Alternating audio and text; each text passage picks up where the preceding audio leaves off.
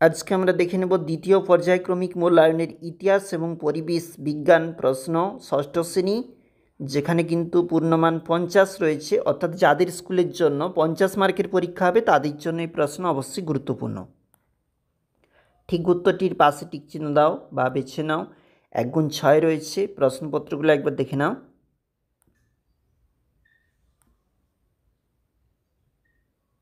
নিচে রয়েছে 2-এর দাগের প্রশ্নপত্রগুলি, অর্থাৎ 1 গুণ 7 রয়েছে। দেখো, বেদের অপর নাম শ্রুতি কেন, যে প্রশ্নপত্রগুলি অবশ্যই গুরুত্বপূর্ণ থাকছে। এবং 3-এর দাগের যে প্রশ্ন শুরু হয়েছে, প্রতিটি প্রশ্নের মান এখানে 2 নাম্বার করে। এটা হচ্ছে আমাদের 2 নম্বর পেজটা। বৈদিক সাহিত্যকে কটি ভাগে ভাগ করা যায়, অর্থাৎ 4টি ভাগ কি কি বলেছে। একটু নিচে চলে যাচ্ছি, যেখানে প্রশ্নপত্র রয়েছে। নিচের প্রশ্নে 4-5টি বাক্যে উত্তর দাও।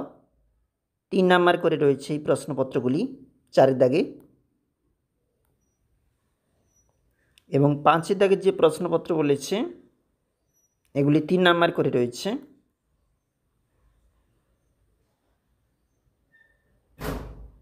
নেক্সট, অর্থাৎ এটাই ছিল আমাদের পরের পেজটা, ষষ্ঠ শ্রেণী ইতিহাস।